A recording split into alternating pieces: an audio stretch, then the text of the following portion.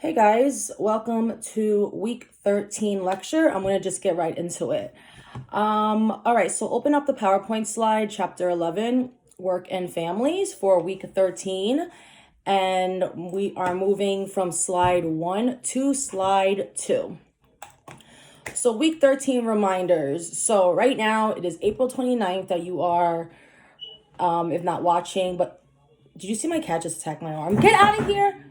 That you are watching, if not that you at least have access to this video on April 29th.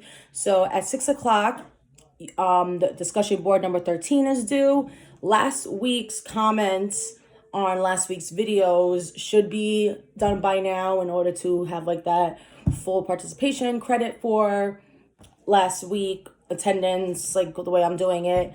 I did give an announcement that I felt like it was a little unfair that I gave 2 long videos. So I made one mandatory and the other one's optional. And then if you do it, I'll, give you a little extra credit for doing the additional comments. This video will be going up at 6 o'clock. And then the comments on this video will be due. And I say due because, like I said, you have until the ending of the semester to comment on all the YouTube videos. But, for full credit, I want everything done before the next lecture comes up, right? So I want it to be like at 6 o'clock we have class and you're going to watch this video from the time period we would have otherwise been in the classroom. So that, and then tonight, which it will be tonight on April 29th at 11:59, a paper 3 is due. So I want to rush through this lecture because I'm going to go over paper 4 with you guys in this as well. So this is an important video for you to watch in depth. And this lecture also has a lot of questions that are going to be in your final exam. Moving on to slide 3. Oh yeah, just back to slide 2. In addition to uploading a paper tonight, I also want you guys to comment on another student's paper. Please read the papers, only 2 pages at, minimum 2 pages, because I want you guys to give real good critiques because you're going to use these comments and critiques or whatever it is that a student says and edits from both me and your classmate to improve on paper 4. All right, so week 14 reminders, which is going to be next week, May 6th. Discussion board number 14 will be due next Wednesday at 6 o'clock. I am giving you guys an optional practice quiz, number 2. So the 12 points that this quiz is going to give you, if you get all the questions right, is going to be 12 points towards missing discussion board posts. So like I said, there's going to be opportunities to make up discussion board posts. You cannot make up discussion board posts. I've said this several times. I go over all the answers with you guys. I cannot have people getting credit for things that I gave you the blatant answers to, and the answers are there available for you to copy from your classmates. You cannot make discussion board posts up, but I have given you multiple extra credit options to make up those points, along with 2 specific opportunities that are directly only for those. So that is this quiz and the discussion board number 15, which is the last day of class.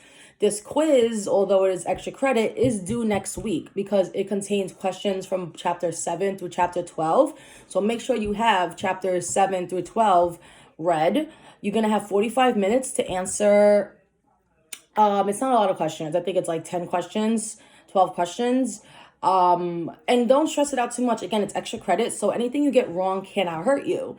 So, if you get 2 points, then you get 2 points towards your extra credit. If you get 12, then you're going to have 12 points. It's like getting almost 2 discussion board posts for free. All right. So this is your extra credit for a discussion board post. If anyone's keeping up with the math, with the 14 discussion board posts, including the last quiz, it comes out for 7 points each. It comes out to about 98 out of the 100 if you got like a 7 on everything. And then I gave everybody 2 points for just the email thread. Even if you didn't give me an email, everybody got 2 points for that. So that makes up the 100. So that's why this quiz and the last discussion board is going to be like extra points for anything that you miss. But of course, if you missed like a lot, and then do these extra credits, if it doesn't make up for the points, then that's on you. But and then of course, if you got everything perfect, and you want to still do these extra stuff, you can do that too.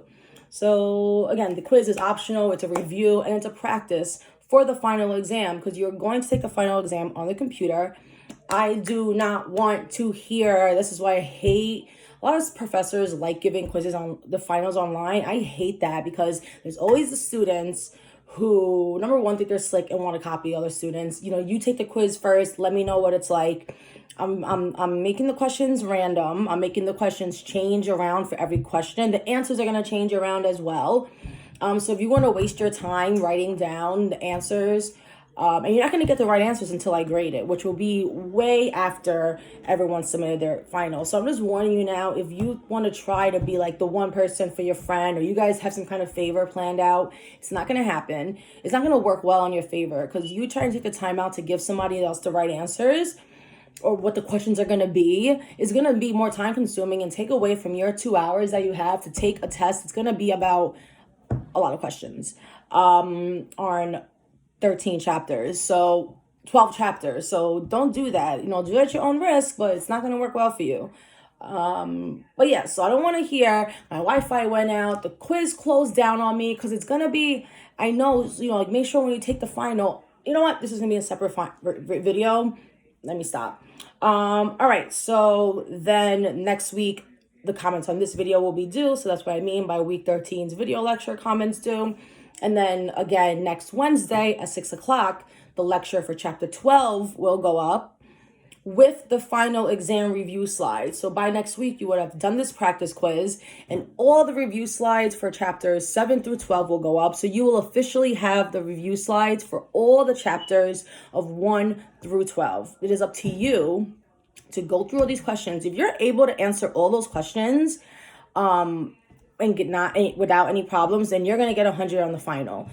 Although the questions are all different, they're going to vary. So although you might have like one question on like work-family conflict in the version of like a multiple choice, I might ask that same question, but in the form of like true or false. So as long as you know the material, you're good. So again, we're going to go over this a little bit more in depth in my final review video. So we're coming close to that, but just again, go over the PowerPoint slides. They are there for you to edit, save, combine everything, make a study sheet, I think it's fairly easy. And, again, use the quiz number 2 to see how you do.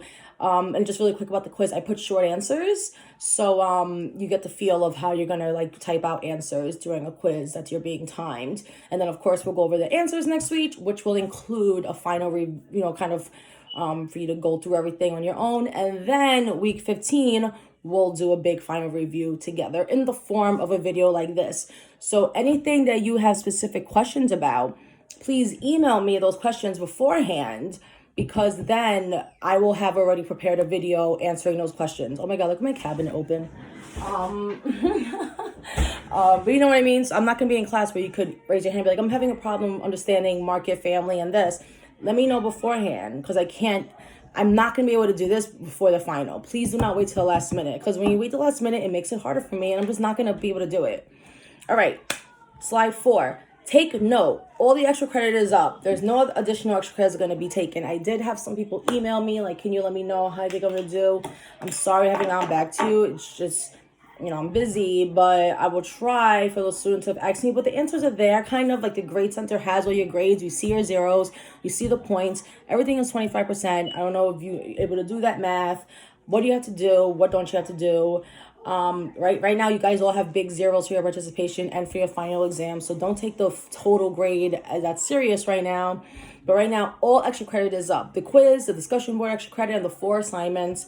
And that is all due the last day of class with your final paper at 11:59 p.m. Paper 4 instructions are up, which is due on May 13th as well. We will go over that today. And then week 15's final exam review is going to be on week 15. I just said that. And then the final exam will be May 20th. It will be available at 12 a.m. on May 20th. And you will have all day to take the test until 11:59 that night. Let me know now that's a problem for you, okay? Let me know now, between now and like week 15. Please do not wait. I know things happen, right? Things, unfortunately, something horrible could happen in 2 weeks. But please try to let me know as soon as you know, because I need to make other arrangements for you, and I can't do that last minute. Okay, so the first 10 minutes, I will make a note that this is kind of housekeeping stuff. All right, so, and I have a meeting after work. I have a meeting for work right after this, which is why I'm going by fast, and I thought it was also a good way for me to keep the video at limited time. So let's get started. All right, so chapter 11, Work and Families, week 13. So I really like this chapter, and I thought it was really interesting because it really relates to what's going on now, right? With the whole corona thing. And it's interesting, like I told you, I feel like every time I teach a class, something relates to what it is I'm teaching about. But just realize that on Blackboard, underneath this week at 6 o'clock, 2 articles will be made available for you. You can write about them for extra credit. About how a CNN article about how COVID is, the amount of unemployed women is like is disproportional when it comes to, in comparison to men. So I thought that was really interesting because it relates so much to what this chapter speaks about. And then, of course, social mobility and gender inequalities. I put an article there of how the U.S. stands. So read those in your own time, and you can also write about that for your extra credit. But yeah, so this chapter basically begins, and let's move over to the slide 6. It goes in, and I thought it was an interesting way to point it out about how the process of feeding children has become more and more complicated. And it's interesting how you don't really think about that. Like, why do we work? We work because, yeah, we have the more individualistic idea of like our own independence and career and success and financials. But it really, for the longest time, has been how you're going to feed the kids, right? So the way the book starts is kind of like the process of feeding children has become more complicated as time's gone on. The relationship between work and families has become more complicated. And it's like this back and forth thing. How does work, and let me know now, I'm asking my first question at 11 minutes. How does your work affect your family? And how does your family affect your work? This is the basic standard, and you're going to ask this. You're going to be asked this on your finals, so be prepared to answer this. But I feel like when I ask it in like the sociological way of how does institutions overlap with each other, you guys, your minds get like all twisted, and it's like, what does she mean? Institutions, arenas, overlapping. But that's what I mean. How does, right? We have the institutions, we have the 3 that we've been focusing on. Work correlates with the market arena. But, right, how do these 3 institutions interact with each other? How do they overlap? This is one example of that. How does your work affect your family, and how does your family affect your work? Right? How many times have you had to call out of work if you have a kid because your kid is sick? How many times have you missed out on time with your kid because you're working? Right? That's exactly what this is meaning. And this has become more and more complicated as time has gone on in modern families, more specifically, because we have all these changes when it comes to our women's roles in the workplace, women's roles in the family, men's roles in the family in particular changing. Technology, more market services, more things that we are able to kind of give other people to do for us, like laundry, cleaning, babysitting, and therefore we have more time to do things when it comes to work. But also, how does that change workers' expectations or employers' expectations of what they want you to be able to do as an employee, right? So this is what the chapter kind of discusses. And although like most things in this book focuses on women and the effects it has on women, it also talks about the changes that's taken place with men. So I thought that, these are different things I like to focus on because it's not always just about, how things are could be negatively affecting women, but also how men deal with these changes as well. Okay, so let me see, that's what I wanted. All right, so let's move on to slide. Oh, so I'm sorry. So before we move on, I want you guys to answer that question. How has your work affected your family? How's your family affected your work? And if you're not a parent or if you don't have like that kind of present answer, then how about in the past? Think about your parents, right? And things like that. All right, so this is how the chapter is split up. I've moved on. See, I'm hot in here. I'm going to yell, lower down your volume. Trav, can you turn off the heat when you get down here? Okay. So work and family. So this is the 3 ways that the chapter is split up. So work in institutional arenas. Again, think about the institutional arenas. We've learned about market, family, state. So we're going to talk about work in those 3 arenas. Housework and childcare, conflicts and solutions. And then the conflicts and solutions part of the book is what we're going to talk about focused on paper 4. I'm going to kind of fly by parts 1 and 2. If there's anything on those parts that you want me to focus on more, I will. But for the purposes of paper 4 and having a short video, and I know you guys got a lot of work to do, my goal is to get through to part 3. All right, so we're moving on to discussion board post 13, which is your question that was due today at 6 o'clock. Using chapter 11 only, and I emphasize this because I know people like to Google things, and I could tell when the answer is not from Cohen. So just try and just don't do that. But define the 3 different types of work as discussed by Cohen. We're moving on to slide 10, and the 3 different types of work were care work, housework, and market work. Cohen defines, we are moving on to slide 11, defines work as the exertion of effort to produce or accomplish something. This is at the very beginning of the chapter, which I'm going to try to open and have open while we're doing this. Oh, this is institutional violence. I'll keep going while you guys are going. But yes, so we are, where is the chapter? All right, whatever. So we have care work, housework, and market work. This is the point if we were in class that I'm recording. I would be asking you guys, what are the different types of work and what are these, the definitions for or 3? I mean, the obvious is care work is when you are caring for somebody else. Housework is when you are doing some kind of housework or maintenance around the house, as the definition entails. And then market work is work that you are doing for pay, right? When you are an employee and you're working for some kind of employer. So these are the 3 different types of work that Cohen focuses on in this chapter in order to solve the initial questions that I asked in the beginning of the chapter of how does work affect the family and how does family affect the work. I'm looking for the chapter that I actually ripped out to read with you guys because I wanted to read some specific statistics that are highlighted, but I'm not finding it, so I'm gonna have to just go. All right, so okay, and there you go. Can you have the faucet on? Thank you.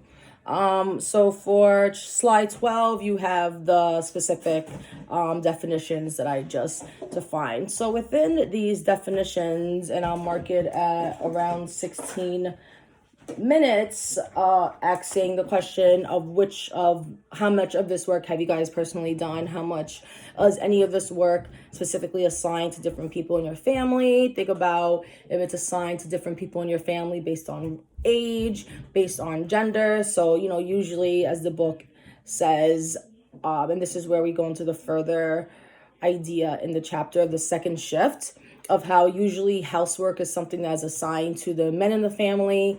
And although care work is something that's usually assigned to the women or, who's most likely the mom in the family, she will mostly also get housework assigned to her as well. And then now with the increase of women in the workplace, on top of those 2 works, we have the market work. So that is where this idea of the second shift came on, where Cohen discusses it as women are now increasing. They're getting more and more in the workplace, and this is like their first shift. And then their second shift is when they come home from work and they have this additional care and market work. And then there's also a bunch of statistics that he gives about how more likely it is for a family to share the work evenly, and it's also that varies greatly by whether or not both of the parents, they were discussing of a family with a heterosexual couple and they're both married, if both individuals in the marriage work and so forth, then they're most likely to share the work at home. So that's all stuff that we're going to get into. You go, please. I'm waiting for my coffee. All right.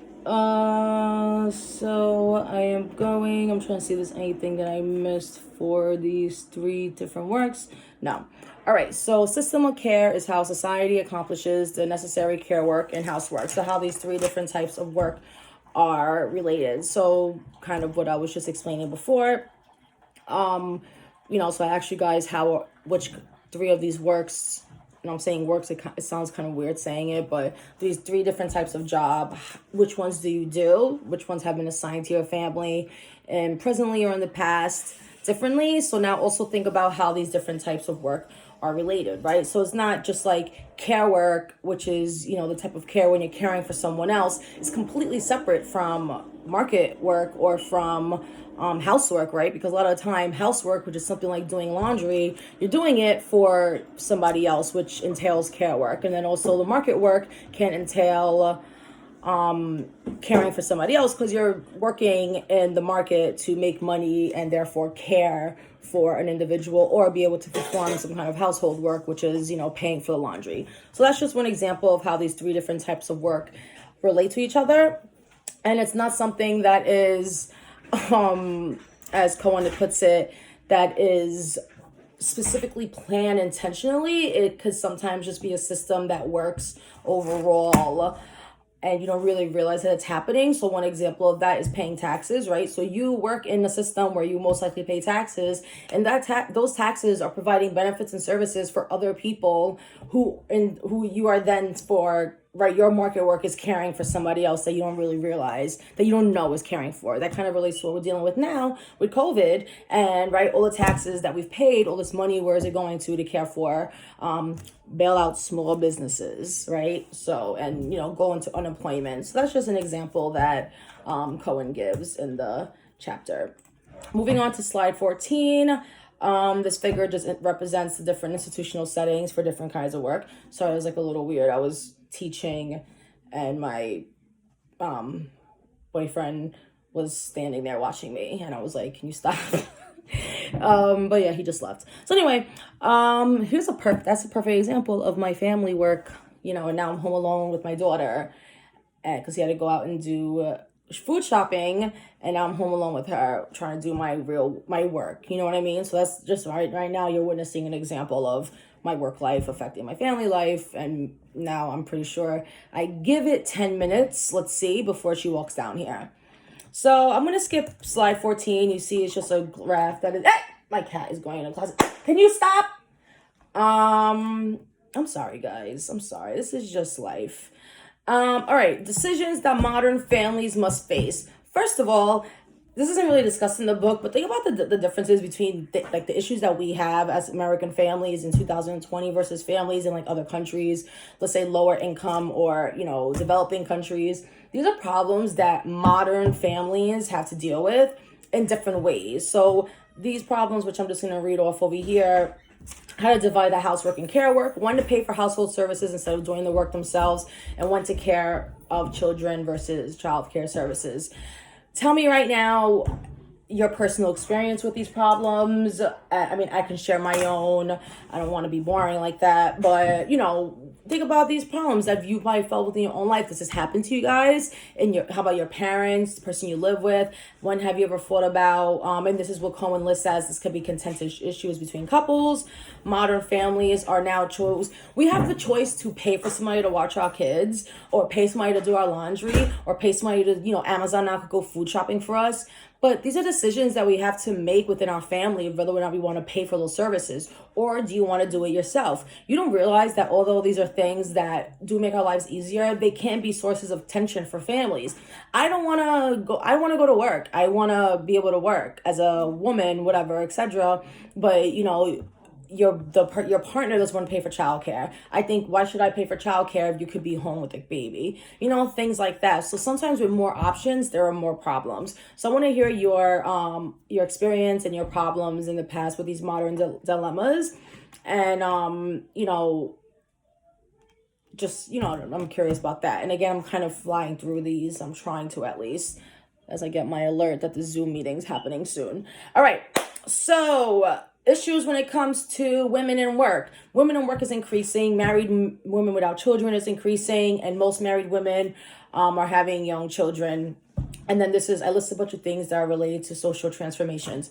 So I thought it was really interesting, this part of the chapter, when Cohen discusses maternity leave guilt. And I think I brought that up in the last video with you guys about how when I had to tell my boss at the time that I was pregnant, and I felt guilty about it. I was nervous to tell him.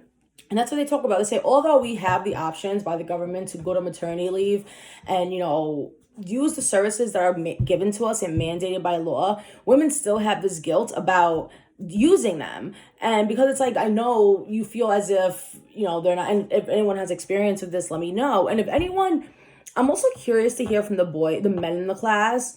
And I hate to kind of do this gender thing, but if you were a man and you were a boss in a company and you had a female employee who had to tell you she had to go on maternity leave, I want you to tell me your honest feelings on this.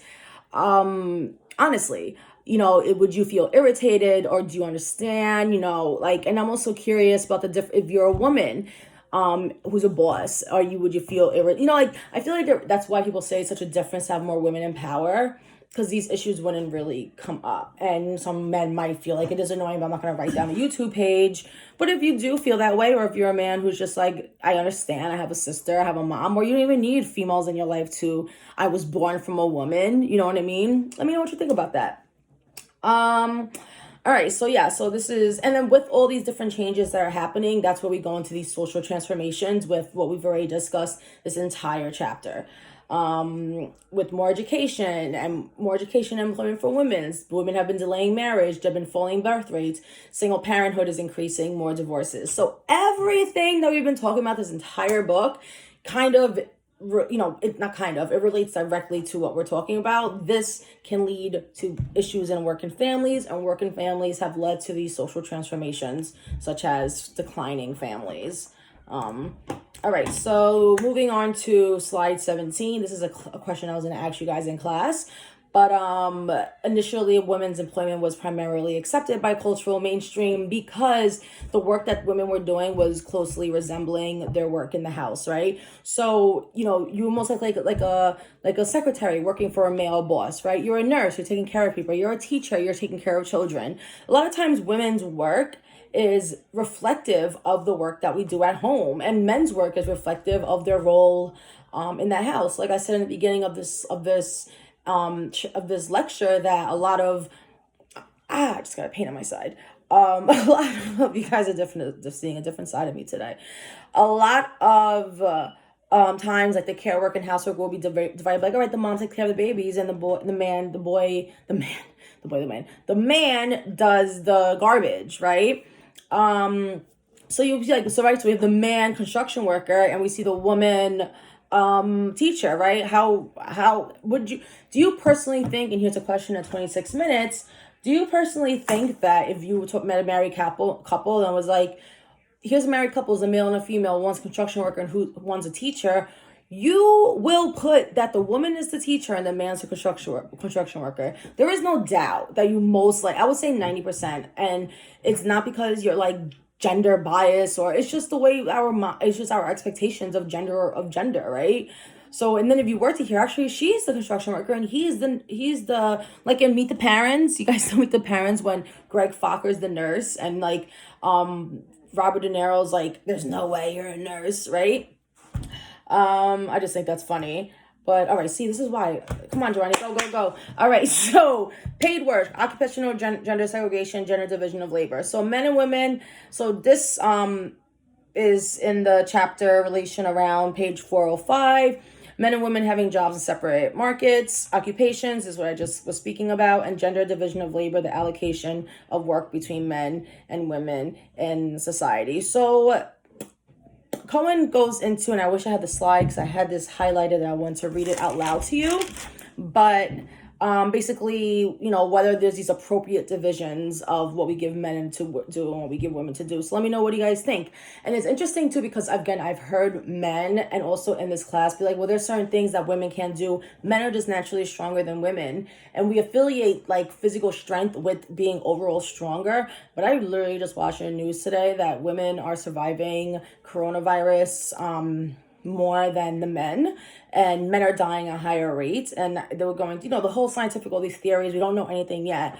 But I think it's interesting because it was in this book that Cohen was saying how there are a lot of things that women are stronger and better and healthier when it comes to, in comparison to men. But as a society, we choose to focus on one type of strength. You know what I mean? So I'm not saying it like as some kind of competition, and I don't want the men in my class to be like, oh my God, here we go. But I'm just saying it's interesting how when we talk about men and women and this idea of who's stronger and who should be doing certain types of things, we focus on a certain type of strength.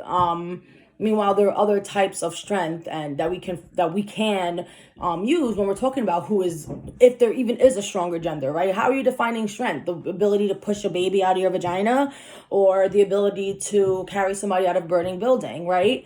The ability to beat a horrible virus disease, or the ability to drag dirt around. I don't know, I'm being very stereotypical right now, but you guys are getting what I'm saying about these ideas. What did I say? I said 10 minutes, right? I said 10 minutes. Mama, I'm recording a video for Kush. You gotta wait. You gotta wait. You gotta wait. 15 minutes. Come on. I called it. 15 minutes. All right. So appropriate divisions. So moving on to slide 19, this is a figured annual earnings and gender composition of jobs. So I'm going to kind of skip that. And everything that I'm skipping, I'm going to leave the notes there for you guys so you can review it on your own. So time use studies. So we kind of skipped time use studies when our discussion of chapter 1. This is all discussed different ways you can do studies and then analyze the data. But time use studies is, instead of you going and, you know, like, I want to do a study about families, I'm going to study all 30 of my class, my like almost 36 of you, and have you guys, I want to do a study about gender work in a household. And instead of having all you guys and giving you guys a survey, like, how many hours a day do you do dishes? How many hours a day do you yard work? How many hours a day do you do this? Instead of doing that, I give you like an actual kind of data sheet, and okay, I'm gonna, Jalen, go upstairs, please.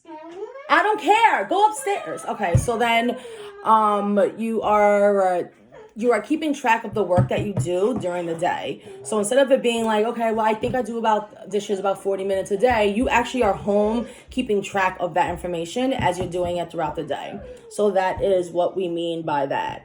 By the time use studies. So time use studies show that married women have cut their household time in half, while married men have doubled theirs. So this is reflective of the changes that we've been seeing since the 1960s.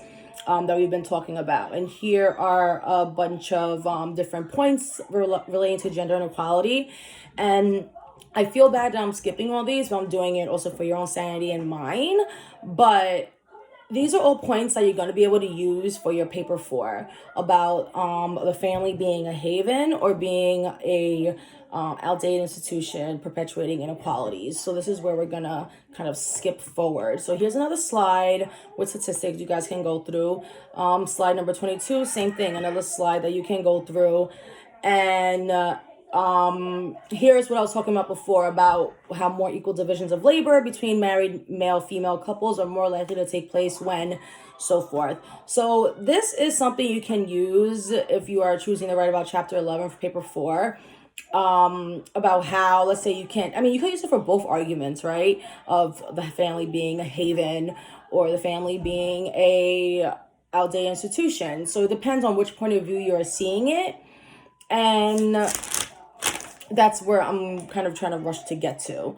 The second shift, this is what I was talking about before in terms of working during the day, and then this kind of second shift that exists, that there the second shift and whether or not it exists the same for men and women. So I am asking now at around 32 minutes, does this second shift at the definition as provided by Cohen, is it the same for men and women? Tell me, what do you think? What's discussed by Cohen is that's essentially saying no. Women tend to do more work at home, even when they are working full time. And I swear to God, and you're gonna might say I'm biased, but I 100% agree with that. Just because I'm working full time, 2 jobs I work, my work at my house is not minimum. And he does great. He helps me with everything. He does. Like I just say, he's going out food shopping right now, but I still have the work to do here. I mean, you see it right now. I still come home and I have to do everything else. I have to wash dishes. I have to cook dinner for all of us. I have to then go out to do laundry, to clean up. It's like, so, and there are certain things, although he will be able to do it, but it just doesn't happen. And this is where this idea of the consensus and conflict perspective comes. Is it because we are, and this is what the consensus perspective would be saying, we are both having an equal division of the work with this common purpose of getting different things done, and we are cooperating with each other, right? Similar to like this rational choice, like, right, we're rationally making these decisions. It has nothing to do with my gender. It's just the way that it seems to be happening. Or are we acting in our own economic and personal interests? And it also reflects this larger gender inequality that is reflective in society that we don't even realize we're producing, right? So tell me, what do you guys think? And that also this debate relates to how do you view the family institution, right? Are we just all making decisions for just naturally cooperating with each other, and it's not reflective of this negative point of view of just like, oh my god, not everything's gender inequality. Like sometimes women just want to take care of their babies, right?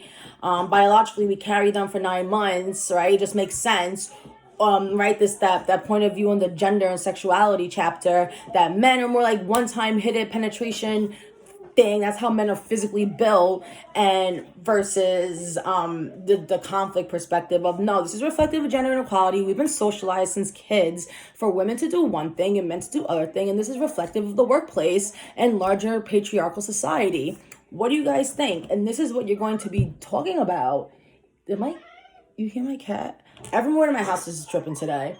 My cat is bugging out. All right, so that's what we are getting into, and I want you to look at the chart on page 410, and that's something that I wrote down. Look at chart 410. I don't have it in front of me, so I don't know why, but look at chart 410, and I'm sure it'll say something that I need you to look at. Why is there a persistent gender gap? Moving on to slide 25, time, resources, and gender. Basically, depending on the paid work, it depends on how much time you have, how much resources you have to get something done. And then gender comes the socialization part of how you are socializing your gender, and also depends on the demographic you fall in. So the chapter goes into how Christian conservative groups will be most likely to follow those strict gender roles versus a lesbian couple. So again, I don't really want to skip through everything, but everything I am skipping through, I'll put the notes there for you. But this is something that's also interesting you can look at for your further discussion of Haven and the outdated institution argument, with different couple profiles, and that's further discussed in page 415. So another point that I've highlighted here is that although inequality might be a source for some families, it might be something that is justified by others. All right, what? Okay, yeah, nice. Go. All right, so let me repeat that. So although inequality might be a source for conflict for others, it might be a point where other families justify it, right? So I think there was an example of an older woman who was just like, yeah, it was okay that I work, but that's just, it's just the way it is, right? You justify what is considered normal to you versus it being like, I don't think it's fair, that I should be doing this and he gets to do it like that, etc. And then moving on to slide 26, which is showing the how the arenas overlap. So we were just discussing about how although there are outside factors, these are internal decisions that are made. Can you stop? Internal things that are discussed in the family. So this is just kind of explaining how the outside arenas make those decisions affect the decisions within the family, right? So again, we were just discussing how things are figured out within the family, right? So you're cooperating with each other, or you're just fulfilling some kind of socialized role that you don't realize you're even fulfilling, or how this can overlap with the other arenas of the state and the market. So the labor market, men usually earn more than women. So that's just right there, right? So a man is making more money than a woman. He's most likely going to go to work. A low wage and low cost service economy. So there are low pay services such as laundry, childcare, right? Maid services, etc. Cooks that can make your job at home easier. So although this is something that's mostly provided for the rich, this in turn is something that most likely low income family members will be getting jobs in, and that in turn will affect their families. So although this kind of low wage, low cost service situation will affect the two families in different ways, it affects the rich family because now they have an extra help in the house, but now that low income family loses that family member, right? And then not only that, does that person want to come home and now clean even more, right? So think about that. And then, of course, government employees that affect employment. That's the state arena affecting the family arena. And then gender socialization, which is kind of a repeat what we just went over, but more in the outside point of view. So moving on to slide 27. Oh, my gosh. I think I'm going to have to do another slide. Okay, that's what I'm going to do. I'm going to do another PowerPoint slide, another video for the assignment 4, just so I don't want this to be really long for you guys. And I cut this video short too. Okay, slides. All right, work family conflict. This will be on your final. The conflict that occurs when to time demands, strains, obligations of work or family roles make it difficult to fulfill obligations in either role. All right. So again, the conflict that occurs when the time demands, strains, etc., or make it difficult to fulfill obligations in either role. You are seeing this happen in live time. I could not have put a perfect scenario together as I am sitting here trying to do this job, and I am rushing to make another meeting after this for my other job, and my daughter is hysterically crying, so I will not do her hair. All right. This job is making it difficult right now for me to fulfill my role in my parent job, and and then I also am trying to fulfill another job right after this. So work family conflict. I do ask you guys to define this, give me examples. I might ask you to do it in a specific way of showing or how the arenas are overlapping or hurting each other. And okay, come over here. Come on, hurry up. Let's go. It's fine. Now you want to wait. Turn around. All right, so I'm moving on to conflict and solutions. Turn around. This is the part of the chapter that I use to give you an example of how to do the paper of Haven versus an outdated institution. So single parents, the motherhood penalty, and what gives. Go. Of government action. So I am moving forward to single parents and their motherhood penalty. All right, so the growing number of single parents experience the most severe work family conflict. All right, so boom. This isn't a specific statistic, and this is what I want you guys to do for your paper. I do not want, and let me save it for paper 4 video. Use these specific definitions. Link everything that we've spoken about in other chapters to what you're talking about. The growing number of single parents experience the most severe work family conflict. Similar to what we were just talking about in like the last lecture, who's most likely to be single families? Who's most likely to have all the negative consequences that we've talked about that comes with all the negative stuff that we spoke about? There's like a specific gender, specific races, specific classes that deal with these, that relate to these stats that we've been reading of just like the most severe, this is linked to this, and then it's like this group is most likely to be this, right? So just link all these things together in your head, make the connections in all the chapters. I shouldn't have to like have you guys write about chapter 11, let's say, and then you only use chapter 11 when it's you can relate to something we've read about. And I'm sorry, I'm gonna discuss this more, but it says most but not all single parents are women who lead 84% of poor single parent households. So again, single parents are women who lead 84% of poor single households are women. So think about that, right? So you have that statistic, 84% of poor single parent households are women. Then think about the working wages and the money that women make, right? And the inequalities that women already deal with on top of that, right? So like and then how does this family provide a haven for those women, right? Or does the family further make their issues harder and therefore some kind of outdated institution that's perpetuating these inequalities? And I separate these terms for you way more on the slide I'm going to go over in another video. I'm sorry, I know I always say I want to rush these for you, but it's just so different when you're in class. Because I'm in class, I'm at home. All right. Motherhood penalty. Another cost of work family conflict is the motherhood penalty. The loss of earnings women experience after they have children. And just period, women earn less if they have children. We went over this in the last slide. In the last class. I don't want to go over it too much, but employer discrimination, less devotion to your jobs, less time for your jobs, the inability to even go back to work after having a kid, childcare, a million things. So I'm going to ask just another question around 43 minutes.